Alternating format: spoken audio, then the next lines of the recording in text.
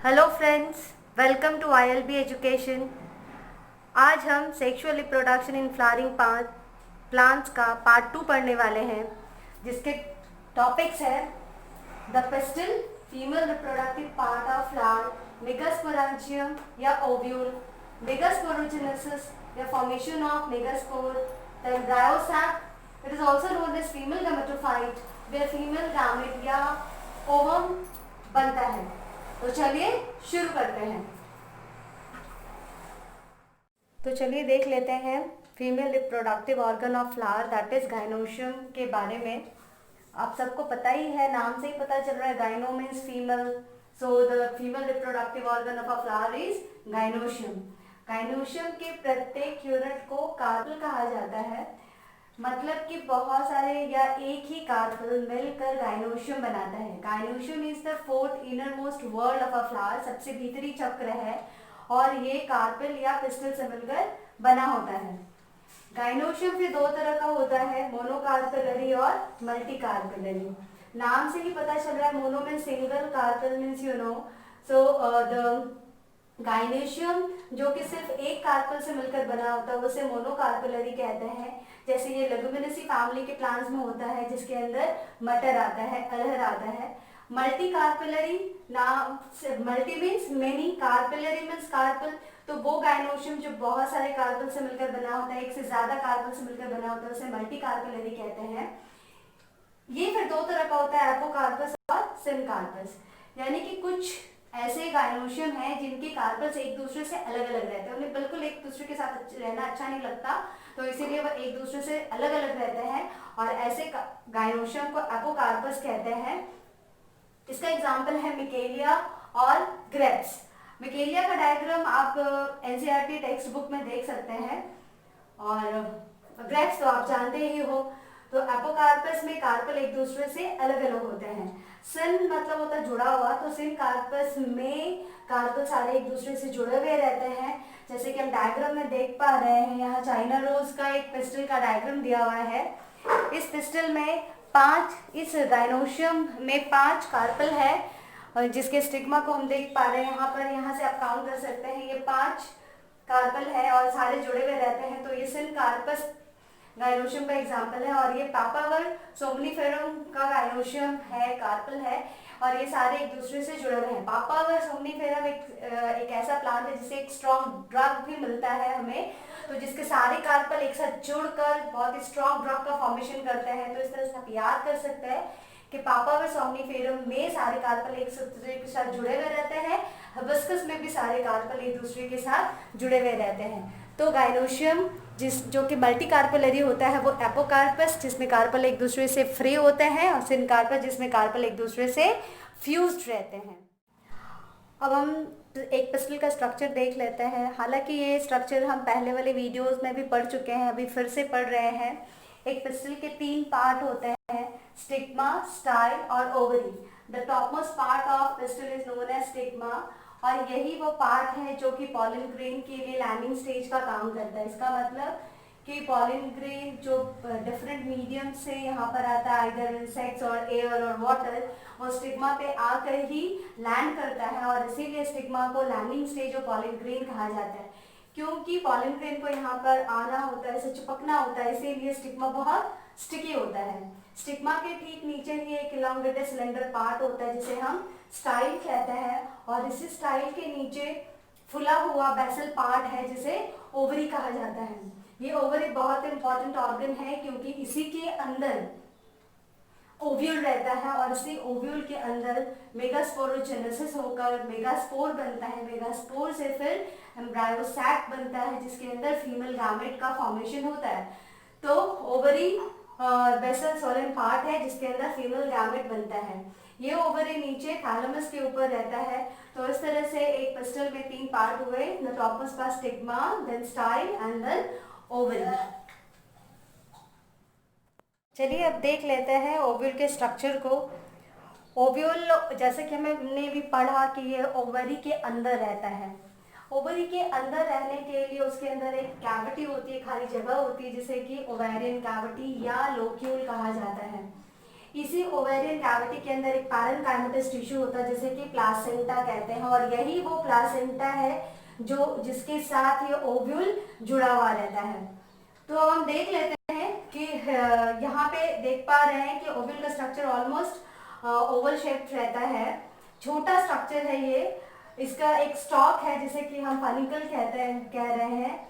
इसी फनिकल के साथ ये प्लासेंटा जुड़ा रहता है, यानी कि प्लासेंटा ओवेरियन कैविटी से जुड़ा हुआ है और इस प्लासेंटा के साथ ओव्यूल का स्टॉक दैट इज फनिकल जुड़ा हुआ है।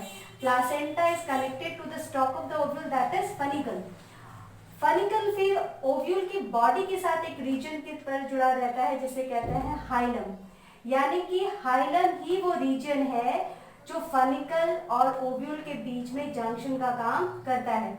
ये बहुत ही कंफ्यूजन होता है बच्चों के लिए, तो हम फिर से एक बार देख लेते हैं। ओवेरियन कैविटी के अंदर रहता है प्लासेंटा, प्लासेंटा जुड़ा हुआ है ओव्यूल के stock say that is called funicle. Funicle ovule से जुड़ा हुआ है एक रीजन पे जिसे कहते हैं हाइलम, और इसीलिए हाइलम को फनिकल और ओव्यूल का जंक्शनल प्लेस कहा जाता है। तो हमने देख लिया, अगर एक सीक्वेंस में इसको देखें तो क्या कहेंगे, ovarian cavity, placenta, funicle, hilum and ovule. ये ओव्यूल दो इंटेगुमेंट से घिरा हुआ रहता है, आउटर और इनर। ये दोनों ही इंटेगुमेंट प्रोटेक्टिव होते हैं जो ओव्यूल के अंदर पाए जाने वाले स्पोरोजेनस टिश्यू को प्रोटेक्शन देते हैं। ये दोनों ही इंटेगुमेंट एक जगह पर नहीं रहता है। ओव्यूल के टिप पे एक ऐसा स्पेस है जहां पर ये आउटर और इनर इंटेगुमेंट एब्सेंट होता है, creating a pore like structure और opening that is called micropyle. क्या कहता है इसको, micropyle, and it is found at the tip of ovule. इस माइक्रोपाइल के ठीक ऑपोजिट में आप देखें तो यहाँ लिखा हुआ है चालिजल पोल, और it is also known as chalaza, यानी कि माइक्रोपाइल का ऑपोजिट पार्ट ओव्यूल का कहलाता है चालिजा, और अगर पोल कहें तो ये माइक्रोपाइलर पोल है और ये चालिजल पोल है। Chalaza is the basal part of ovule and it's very important question, हमेशा आता रहता है और बच्चे कंफ्यूज हो जाते हैं। बेसल का मतलब कि नीचे वाला हिस्सा है, chalaza is the basal part and micropyle is the tip of the ovule. Okay, inner integument के अंदर एक मास ऑफ सेल होता है that is called nucellus. Nucellus के सेल्स में बहुत सारे रिजर्व्ड फूड मैटर होते हैं जो बाद में मेगास्पोरोजेनेसिस के साथ मेगास्पोर डेवलपमेंट में और एम्ब्रायोसाइट के डेवलपमेंट में न्यूट्रिशन प्रोवाइड करने का काम करता है। इसी न्यूसेलस के अंदर रहता है एम्ब्रायोसैक। इस एम्ब्रायोसैक का फॉर्मेशन हम बाद में देखेंगे। तो हमने समझा कि ओव्यूल ओवेरियन कैविटी के अंदर रहता है, प्लासेंटा से जुड़ा रहता है with the help of stock और फनिकल। फनिकल ओव्यूल के साथ जुड़ा रहता है हाइलम। ओव्यूल दो इंटेगुमेंट से घिरा हुआ है, आउटर और इनर। ये एक जगह पर एब्सेंट होता है the tip of ovule that is called micropyle. Micropyle का जो ऑपोजिट पोल है दैट इज कॉल्ड चालिजल पोल, और यहाँ पे जो टिश्यू रहता है उसे कहते हैं चालिजा। इनर इंटेगुमेंट के अंदर की तरफ ये जो मास एरिया है दैट इज कॉल्ड न्यूसेलस, जो बहुत सारे सेल से मिलकर बना होता है, और इसके सेल्स में बहुत सारे रिजर्व फूड मैटर रहते हैं, और इसी न्यूसेलस के अंदर रहता है एम्ब्रायोसैक। अब राइट साइड पे आप देख पा रहे हैं कि बहुत ओव्यूल्स के टाइप दिए हुए हैं, चार तरह के हैं, ऑर्थोट्रोपस, एनाट्रोपस, एम्फीट्रोपस एंड कंपाइलोट्रोपस। ये जो ओव्यूल का स्ट्रक्चर हमने पढ़ा है ये एनाट्रोपस ओव्यूल का एग्जाम्पल है, जिसमें हम देख रहे हैं कि माइक्रोपाइलर एंड फनिकल के बिल्कुल करीब आ गया है और ये इन्वर्टेड है। ऑर्थोट्रोपस में ये एक लाइन में आ जाता है दैट इज फनिकल, माइक्रोपाइल और चालिजा, ये तीनों एक लाइन में आ जाता है, जिसको कि हम साइड में डायग्राम में देख पा रहे हैं। एम्फीट्रोपस में कर्व्ड हो जाता है और कंपाइलोट्रोपस में होर्स शू स्ट्रक्चर को ये अटेन करता है, यानी कि micropylar chalazal axis horse shoe shape की तरह बन जाता है। चलिए अब पढ़ लेते हैं मेगास्पोरोजेनेसिस के बारे में। जैसा कि नाम से ही पता चल रहा है मेगास्पोर और जेनेसिस, मतलब कि मेगास्पोर बनने का प्रोसेस को ही मेगास्पोरोजेनेसिस कहते हैं। जैसे आपने पढ़ा था माइक्रोस्पोरोजेनेसिस में, ये बिल्कुल वैसा ही है। मेगास्पोर मदर सेल जो कि डिप्लॉयड होता है, उसमें मियोसिस सेल डिवीजन के जरिए 4 हैप्लॉयड मेगास्पोर्स का फॉर्मेशन होता है और इसी प्रोसेस को हम मेगास्पोरोजेनेसिस कहते हैं। ये मेगास्पोरोजेनेसिस ओव्यूल के अंदर होता है। जैसे कि आप देख पा रहे हैं राइट साइड में एक डायग्राम बना हुआ है यंग ओव्यूल का। इस यंग ओव्यूल में एम्ब्रायो सैक नहीं दिखाया गया है क्योंकि अभी तक एम्ब्रायो सैक का फॉर्मेशन नहीं हुआ है। तो सेंटर में जो मास है ऑफ सेल है, mass of cell at the centre of the ovule is called nucellus. और इस तरफ इंटेगुमेंट का वो दोनों इंटेगुमेंट यहाँ पर एब्सेंट रहता है जिसको माइक्रोपाइल कहते हैं। तो माइक्रोपाइलर एंड की तरफ न्यूसेलस डिफरेंशिएट होकर बनाता है मेगास्पोर मदर सेल जो कि डिप्लॉयड है। Megaspore mother cell it is also known as MMC like microspore mother cell.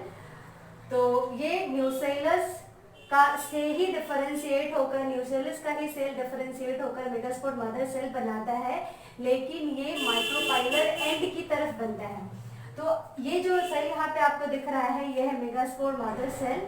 यहाँ पे जैसे कि दिख रहा है एक प्रोमिनेंट न्यूक्लियस है, बहुत सारा साइटोप्लाज्म रहता है और ये चारों तरफ न्यूसेलस के सेल से घिरा हुआ है। इसी मेगास्पोर मदर सेल में मियोसिस सेल डिवीजन होता है जिसकी वजह से 2 मेगास्पोर बनता है, that is called megaspore dyad. क्योंकि यहाँ मियोसिस सेल डिवीजन हुआ है तो इसे हम कहते हैं, तो हम ये कह सकते हैं कि मेगास्पोर में number of chromosome is haploid, that is n। इस मेगास्पोर डायड के दोनों सेल्स में फिर मियोसिस 2 होता है और मियोसिस 2 होकर यहाँ पर बनता है मेगास्पोर टेट्राड। तो यहाँ पर मेगास्पोर डायड में हुआ मियोसिस 2 जिसकी वजह से 4 हैप्लॉइड मेगास्पोर्स बन जाते हैं जिसे हम कहते हैं मेगास्पोर टेट्राड। तो इस तरह से मेगास्पोरोजेनेसिस हो जाता है। यहाँ पर ये 4 में से सिर्फ एक ही मेगास्पोर फंक्शनल रहते हैं जिससे डेवलप होकर फीमेल गामेटोफाइट का फॉर्मेशन होता है और बाकी के 3 मेगास्पोर नष्ट हो जाते हैं और इसीलिए एम्ब्रायो सैक के फॉर्मेशन को monosporic development of embryo sac भी कहा जाता है। अब हम देखेंगे कि कैसे एक फंक्शनल मेगास्पोर एम्ब्रायो सैक के डेवलपमेंट में मदद करता है, कैसे उसमें माइटोसिस सेल डिवीजन होता है, कैसे उसमें एम्ब्रायो सैक का पूरा फॉर्मेशन हो रहा है। तो हमने देखा इसके पहले कि मेगास्पोरोजेनेसिस के जरिए 4 मेगास्पोर का फॉर्मेशन होता है मेगास्पोर मदर सेल से, जिसमें से 3 डिजेनरेट हो जाते हैं और एक फंक्शनल मेगास्पोर रह जाता है। इस फंक्शनल मेगास्पोर में माइटोसिस सेल डिवीजन होता है जिससे इसका एक न्यूक्लियस 2 न्यूक्लियाई में डिवाइड हो जाता है और ये अपने ऑपोजिट पोल की तरफ चले जाते हैं। इन न्यूक्लियाई में फिर से माइटोसिस होता है सेकेंड टाइम और third time and respectively 4 nucleate and 8 nucleate state बनता है। यानी कि फंक्शनल मेगास्पोर में 3 बारी माइटोसिस सेल डिवीजन होता है जिसके वजह से एक न्यूक्लिएट स्टेट बनता है। क्योंकि फंक्शनल मेगास्पोर का क्रोमोसोम नंबर n है, इसका प्लॉइडी हैप्लॉइड है, तो जितने भी यहाँ पर जो न्यूक्लियस बने हैं वो सारे हैप्लॉइड ही होंगे। यहाँ पर और एक बात देखने की है कि सिर्फ न्यूक्लियस का डिवीजन हो रहा है, सेल वॉल का फॉर्मेशन नहीं हो रहा है। इस तरह के सेल डिवीजन को फ्री न्यूक्लियर सेल डिवीजन कहा जाता है। It's very very important question, what is free nuclear division? It's a kind of division जिसमें कि सिर्फ न्यूक्लियस का डिवीजन होता है, सेल वॉल का फॉर्मेशन नहीं होता है। और फंक्शनल मेगास्पोर से एम्ब्रायो सैक बनने के दौरान 3 बारी फ्री न्यूक्लियर डिवीजन होता है। राइट साइड में हम देख पा रहे हैं कि अब जबकि एक न्यूक्लियर स्टेट बन गया है, दोनों पोल पे 4-4 न्यूक्लियस हैं, तो उनमें से एक न्यूक्लियाई दोनों पोल की तरफ से एक न्यूक्लियाई माइक्रोपाइलर एंड की तरफ चला जाता है जिसे हम पोलर न्यूक्लियाई कहते हैं। माइक्रोपाइलर एंड की तरफ 3 जो न्यूक्लियाई थे उनके चारों तरफ सेल वॉल का फॉर्मेशन होने लगता है जिससे 2 सिनर्जिड्स और एक का फॉर्मेशन होता है। चार्जल पोल की तरफ 3 न्यूक्लियाई हैं, इनके चारों तरफ भी सेल वॉल का फॉर्मेशन होगा और इनसे एंटीपोडल सेल बनता है। यानी कि माइक्रोपाइलर एंड की तरफ ही एग बनेगा, दैट इज फीमेल गैमेट, और उसके पास में ही होगा पोलर न्यूक्लियाई, जिससे बाद में सेंट्रल सेल बनता है।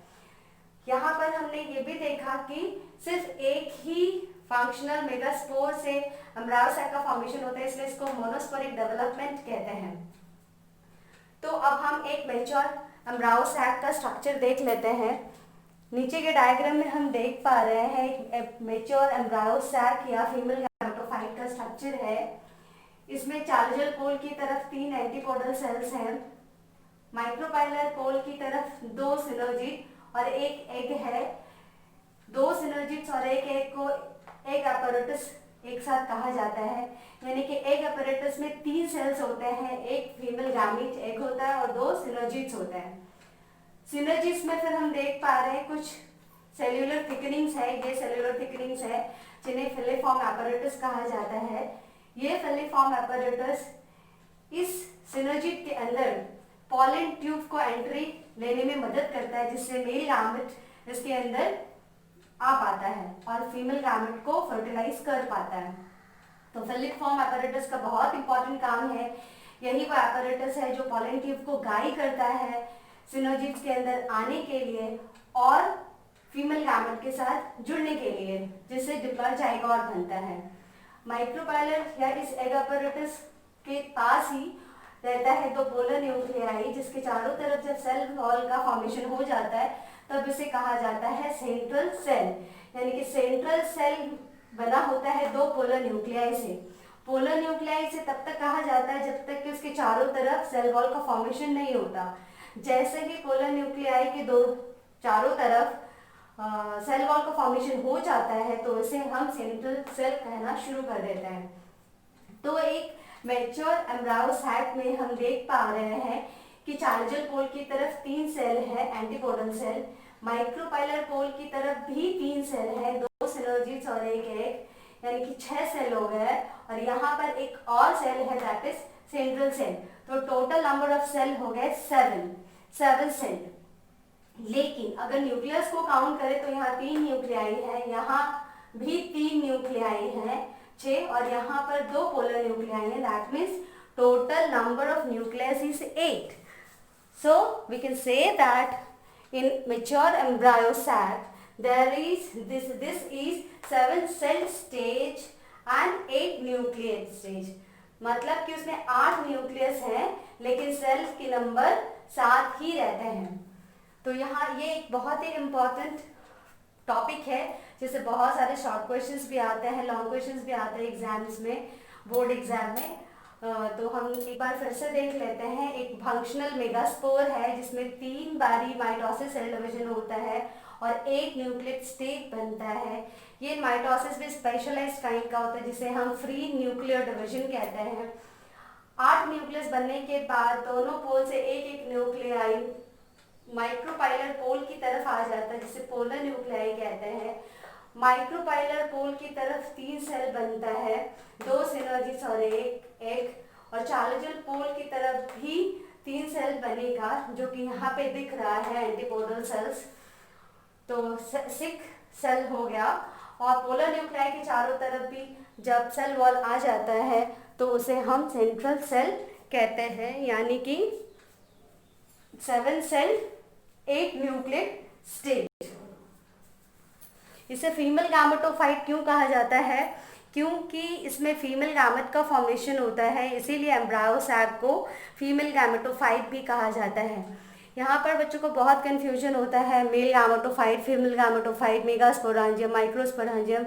तो ये बहुत ही आसान है याद रखना, एम्ब्रायो सैक को ही फीमेल गैमेटोफाइट कहा जाता है क्योंकि एम्ब्रायो सैक के अंदर ही एग यानी कि फीमेल गैमेट का फॉर्मेशन होता है, वेरएज मेल गैमेट का फॉर्मेशन पॉलिन ग्रेन्स के अंदर होता है, जो हम पिछले वीडियो में देख चुके हैं। इसीलिए पॉलिन ग्रेन को मेल गैमेटोफाइट कहा जाएगा।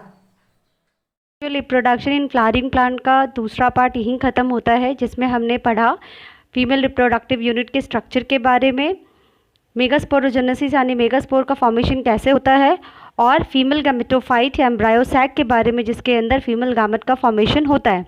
ये बहुत इंपॉर्टेंट पार्ट और बहुत ही सारे क्वेश्चंस आते हैं एग्जाम में इससे। So you all should listen this video very consciously. If you have any doubt, please comment. Till next video, keep revising. Thank you.